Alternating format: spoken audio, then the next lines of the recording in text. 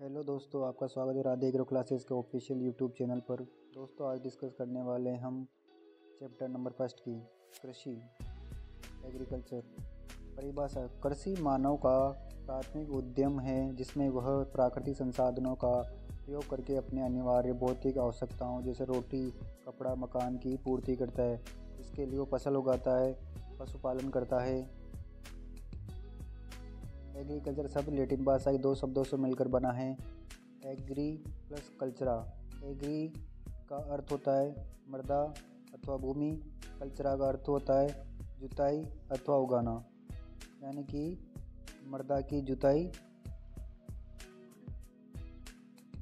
सस्य विज्ञान अथवा फसल शास्त्र या एग्रोनॉमी की परिभाषा: कृषि विज्ञान की वह शाखा जिसमें फसल उत्पादन से संबंधित सिद्धांतों एवं विधियों का अध्ययन किया जाता है, सस्य विज्ञान या एग्रोनॉमी कहलाती है। इसकी एक और परिभाषा है दोस्तों, कृषि विज्ञान की यह शाखा जिसमें खेत के प्रबंधन का अध्ययन किया जाता है, सस्य विज्ञान कहलाती है। एग्रोनॉमी शब्द ग्रीक भाषा के दो शब्दों से मिलकर बना है, एग्रोस प्लस नोमोस।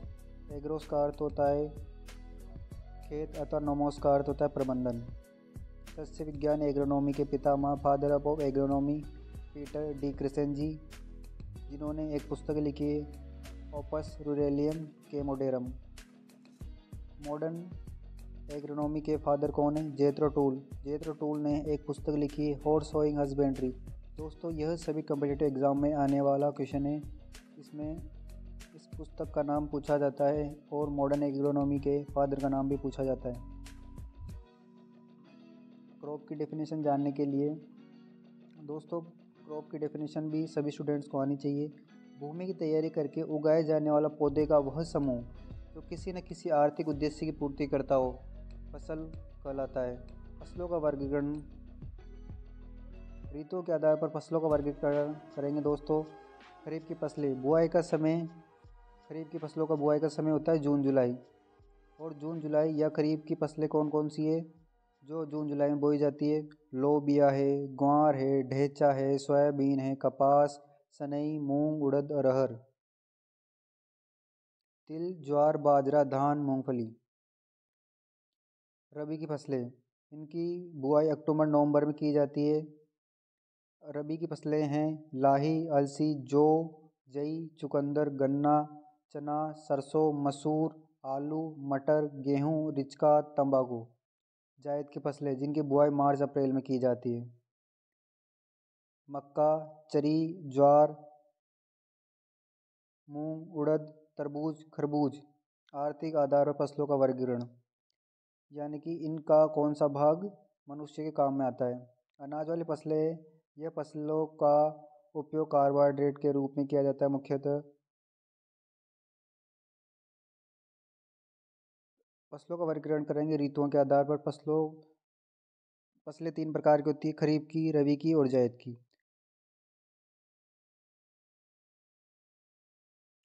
आर्थिक आधार पर फसलों का वर्गीकरण करेंगे दोस्तों। अनाज वाली फसलें होती हैं, इनका मुख्यतः प्रयोग कार्बोहाइड्रेट के रूप में किया जाता है, यानी कि इनका यूज़ मनुष्य के लिए कार्बोहाइड्रेट प्रदान करता है।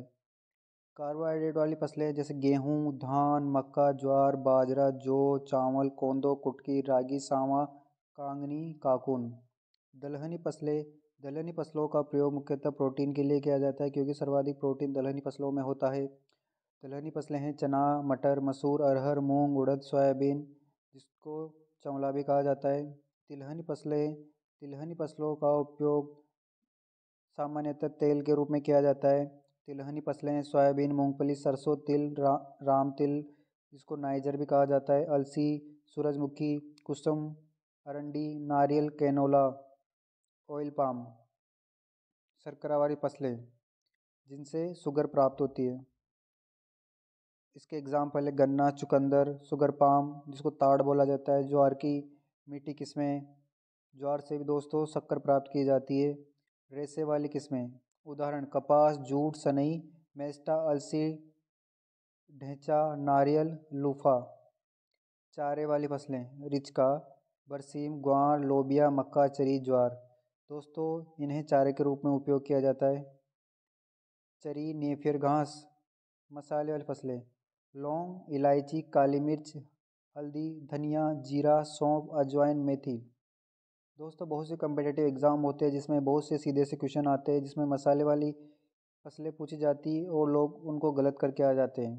तो दोस्तों सभी पॉइंट्स को अच्छे से देखते जाइए और उनको याद करते जाइए और नोट डाउन करते जाइए।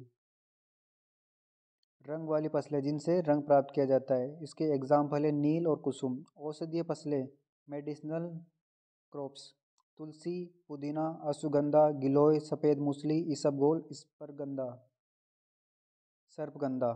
उद्दीपक फसलें जिनसे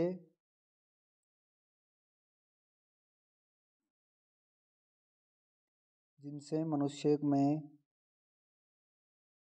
स्फूर्ति आती है और दर्द निवारक के रूप में जिनका उपयोग किया जाता है, चाय, कॉफ़ी, अफीम, तंबाकू, धतूरा, भांग। कुलों के आधार पर फसलों का वर्गीकरण करेंगे दोस्तों। ग्रेमिनी कुल जिसे पोएसी कुल या घास कुल भी कहा जाता है। उदाहरण के लिए ग्रेमिनी कुल में सभी अनाज वाली फसलें गन्ना, बांस, कांस, नेपियर घास, अंजन घास। लेग्यूमिनेसी फैबेसी या दलहनी कुल, लेग्यूमिनेसी कुल में चना, मटर, मूंग, उड़द, अरहर, मसूर, चौला, राजमा, मेथी, रिचका, बरसीम, सनई, सोयाबीन, मूंगफली। सोलनेसी कुल सोलनेसी कुल में आलू, टमाटर, बैंगन, मिर्च, तंबाकू, अश्वगंधा, धतूरा। मालवेसी कुल, इसके एग्जाम्पल है दोस्तों कपास, पटसन, भिंडी, गुड़हल। कंपोजिटी एस्ट्रेसी कुल, सूर्यमुखी में कुसुम, गेंदा, रामतिल, क्रूसीफेरिया ब्रेसिकेसी। इसके एग्जाम्पल है क्रूसीफेरी कुल के सरसों, पीली सरसों, भूरी सरसों, राई, राया, लाहा, तोरिया, कैनोला, मूली, सलजम। कुकुरबिटेसी या कद्दू कुल, इसमें कद्दू, लौकी, गिलकी, करेला, तुरई, टिंडा, परवल, तरबूज, खरबूज। चिनोपोडियसी या चुकंदर कुल, इसमें चुकंदर, पालक, बथुआ। दोस्तों यह बहुत ही महत्वपूर्ण कुल है जिसमें से हर एग्ज़ाम में क्वेश्चन पुट होता है। उसमें पालक का और चुकंदर का कुल पूछा जाता है। अम्बेलिफेरी या एपियसी कुल, धनिया, जीरा, सौंफ, अजवाइन, गाजर। पेडिलियसी या तिलकुल, इसमें तिल आती है दोस्तों। टीलियसी कुल में जूट और फाल्स आता है। लीनियसी में अलसी आती है। विशेष उपयोग के आधार पर नकदी फसलें, ऐसी फसलें जिन्हें सीधे बाजार में बेचकर तुरंत लाभ कमाया जाता है। सामान्यतः इन फसलों का भंडारण किसान करने में रुचि नहीं रखता है, जैसे गन्ना, कपास, आलू, तंबाकू, चाय, कॉफ़ी, रबड़, सब्जियां, फल, बेबीकॉर्न। दोस्तों इन्हें किसान सीधे बाज़ार में बेचना पसंद करता है क्योंकि इनकी स्टोरेज नहीं करता है, वो इन्हें सीधे मार्केट में सेल करता है वो और सीधे नकदी प्राप्त करता है। आकस्मिक फसलें, दो मुख्य मौसमी फसलों के मध्यांतर में उगाई जाने वाली फसल। उदाहरण मूंग, उड़द। यदि किसी कारणवश हमारी मुख्य फसल नष्ट हो जाती है एवं अगली फसल की बुआई के समय में के कुछ समय शेष रह जाता है तो मुख्य फसल के नष्ट होने के कारण फसल की हुई हानि की भरपाई के लिए लघु अवधि वाली फसल को दो मुख्य फसलों के बीच उगाना आकस्मिक फसल कहलाता है। उदाहरण तोरिया। मृदा आरक्षक फसलें, ऐसी फसलें जो मृदा संरक्षण या मृदा क्षरण यानी कि सोइल इरोजन को कम करती है, मृदा आरक्षण फसलें कहलाती है। मृदा आरक्षक फसलें इन्हें आच्छादित या कवर क्रॉप भी कहा जाता है। ऐसी फसलें जो मिट्टी के कटाव को रोकती है या कम करती है। इनका इन फसलों का प्रयोग मुख्यतः सॉइल इरोजन वाले क्षेत्रों में किया जाता है। इसके उदाहरण हैं मूंग, उड़द, सोयाबीन, लोबिया। मृदा क्षरण को बढ़ाने वाली फसलें यानी कि सॉइल इरोजन को बढ़ाने वाली फसलें कौन कौन सी है? मक्का, कपास, तंबाकू, अरहर, अरंडी। फांस फसलें, फंदा फसलें या ट्रैप क्रॉप। मुख्य फसल के कीड़ों को आकर्षित करने वाली फसल, जिसे ट्रैप क्रॉप कहा जाता है। उदाहरण के लिए ट्रैप क्रॉप, कपास के चारों ओर भिंडी लगाना ट्रैप क्रॉप का उदाहरण है।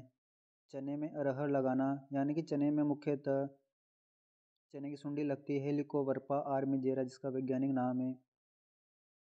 पत्ता गोभी में सरसों लगाना, टमाटर के साथ गेंदा लगाना। सूचक फसलें या इंडिकेटर प्लांट्स, ऐसी फसलें जो पानी अथवा पोषक तत्वों की कमी के लक्षणों को अन्य फसलों की तुलना में शीघ्रता से प्रदर्शित करती है। यानी कि ऐसे पौधे जो अब पानी एवं पोषक तत्वों की कमी के लक्षणों को दूसरे पौधों में शीघ्रता से दिखाते हैं। जैसे नाइट्रोजन का इंडिकेटर प्लांट है गोभी, पोटेशियम का आलू, सोडियम का चुकंदर, जिंक का धान, फेरस का ज्वार, कॉपर का गेहूँ, मोलिब्डेनम का बरसीम, सल्फर का राया, बोरोन का सूरजमुखी और जल का सूरजमुखी और मक्का। शिकारी या प्रे क्रॉप या स्मूथर क्रॉप, ऐसी फसलें जो अपनी घनी वृद्धि से खरपतवार की संख्या को कम कर देती है, जैसे बरसीम।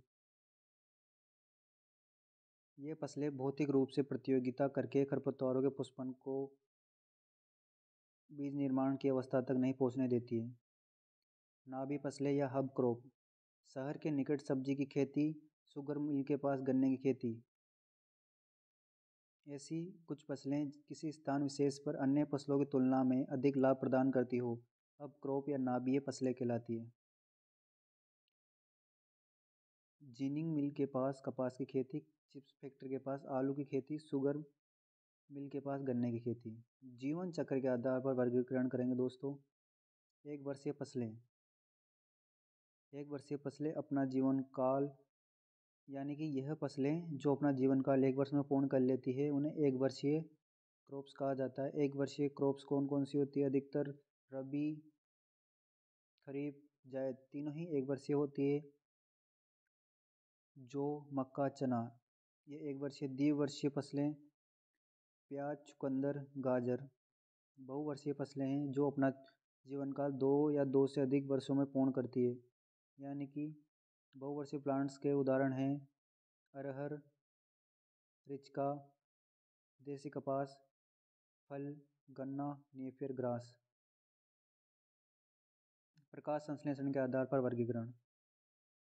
C3 प्लांट्स गेहूँ, धान, दलहनी तिलहनी पौधे।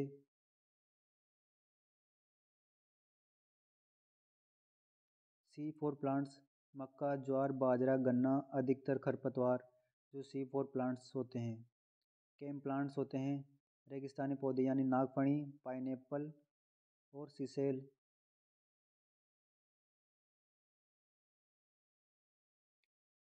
दोस्तों अगला वर्गीकरण करने जा रहे हैं अपन प्रकाश दीप्तिकालिता के आधार पर। दोस्तों एक क्वेश्चन है जो सभी प्रतियोगी परीक्षाओं में आता है, बथुआ कौन सा प्लांट है? तो दोस्तों बथुआ C3 प्लांट से प्रकाश दीप्तिकालिता के आधार पर वर्गीकरण करेंगे। प्रकाश दीप्तिकालिता के आधार पर वर्गीकरण गार्डनर एवं एलार्ड ने दिया था। यह महत्वपूर्ण प्रश्न है दोस्तों, इसको हाईलाइट कर लीजिए। शॉर्ट डे प्लांट्स कौन कौन से हैं? शॉर्ट डे प्लांट्स से ज्वार, बाजरा, सोयाबीन अधिकतर खरीफ की फसलें।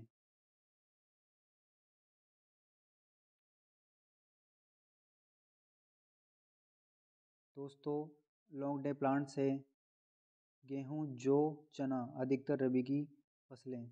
डे न्यूट्रल प्लांट्स दिवस निष्प्रभावी पौधे। उदाहरण है इनके मक्का, कपास, तंबाकू, सूरजमुखी, टमाटर, बकवीट। यानी कि इन फसलों पर सूर्य के प्रकाश का कोई प्रभाव नहीं पड़ता है, यानी कि अधिक प्रकाश में भी इनकी डे न्यूट्रल प्लांट्स मक्का, कपास, तंबाकू, सूरजमुखी, टमाटर, बकवीट। परागण के आधार पर वर्गीकरण। स्वपरागित फसलें सेल्फ पोलिनेशन क्रॉप्स गेहूँ, धान, जौ, चना, मटर, मूंग, उड़द, मूंगफली, सोयाबीन, दलहनी तिलहनी फसलें। पर परागित फसलें मक्का, बाजरा, मूंग, सूरजमुखी, कुसुम, अरंडी, चुकंदर, गाजर, फूल गोभी। यह सभी पर परागित फसलें हैं।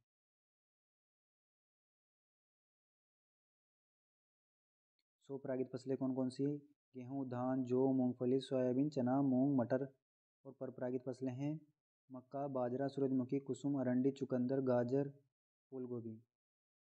और बहुधा परपरागित फसलें हैं कपास, ज्वार, अरहर, बैंगन, मिर्ची। कुछ महत्वपूर्ण परिभाषा हैं ये दोस्तों, उनको भी जानना जरूरी है। हार्वेस्ट इंडेक्स या कटाई सूचकांक, यह अवधारणा डोनाल्ड ने दी थी। महत्वपूर्ण प्रश्न है दोस्तों, सबसे कम कटाई सूचकांक अरहर का होता है, लगभग 19%। स्थानांतरित कृषि, खेत के इस तरीके में किसी स्थान के जंगलों को काटकर या जलाकर वहाँ कुछ वर्षों तक, लगभग 4-5 वर्षों तक कृषि करना स्थानांतरित कृषि कहलाता है। कुछ समय बाद उस स्थान की उर्वरता कम हो जाती है तथा किसी अन्य स्थान पर इस क्रिया को दोहराया जाता है। इसे झूम खेती, काटना, जलाना, बुश फैलो शिफ्ट कल्टीवेशन के नाम से जाना जाता है। यह पर्यावरण के लिए हानिकारक है। मृदा क्षरण यानी कि सोइल इरोजन को बढ़ाती है। इसे राजस्थान में वालरे कहा जाता है, इसे टाम्या भी कहा जाता है। जैविक खेती, खेती का वह प्रकार जिसमें किसी प्रकार का कृत्रिम संश्लेषित रसायन यानी कि केमिकल, आर्टिफिशियल और कृत्रिम रसायनों का प्रयोग नहीं किया जाता है। बॉर्डर फार्मिंग, खेती का वह तरीका जिसमें उपज में कमी किए बिना खाद, बीज एवं दवाइयों का 25% हिस्सा बचा लिया जाता है। यह वास्तव में बुआई का एक तरीका है जिसमें प्रत्येक 3 लाइन की बुआई के बाद चौथी लाइन की जगह को खाली छोड़ दिया जाता है। कंटूर फार्मिंग, समोच्च खेती, यह पहाड़ों पर की जाने वाली खेती है जिसमें पहाड़ों को सीढ़ीनुमा आकृति में काटकर खेती की जाती है। इसमें सभी कृषि क्रियाएं ढलान के विपरीत दिशा में की जाती है। दियारा खेती, ऐसे क्षेत्र जहां वर्ष के एक निश्चित समय में पानी भरा रहता है दियारा क्षेत्र कहलाता है। इन क्षेत्रों में पानी निकल जाने के बाद की जाने वाली खेती को दियारा खेती कहते हैं। उथेरा खेती, वर्षा आधारित निचली भूमि की धान अतिरिक्त नमी का प्रयोग करने के लिए जब धान की कटाई के पहले ही अलसी की बुआई की जाती है, इसे उतेरा अथवा पायरा फसल के नाम से भी जाना जाता है। टोंगिया खेती, यह पहाड़ों पर वर्षा ऋतु में वर्षारोपण से संबंधित है। यह म्यांमार देश में की जाती है। कृषित फसलें, भूमि की तैयारी करके उगाई जाने वाली फसलें कृषित फसलें अथवा एरेबल क्रॉप्स कहलाती है। ऊर्जा खेती, ईंधन संबंधी आवश्यकताओं को पूर्ति के लिए की जाने वाली खेती को ऊर्जा की खेती कहा जाता है। उदाहरण के लिए जेट्रोफा और गन्ना। जेट्रो का उपयोग बायोडीजल में किया जा रहा है, गन्ने का उपयोग बायोडीजल में किया जा रहा है। गन्ने से इथेनॉल बनाया जा रहा है। आदर्श प्रारूप की अवधारणा डोनाल्ड ने दी थी। इस शब्द का आदर्श पौधे की परिकल्पना से है। एलिलोपैथी, किसी एक फसल का दूसरी फसल पर पड़ने वाला हानिकारक प्रभाव एलिलोपैथी कहलाता है।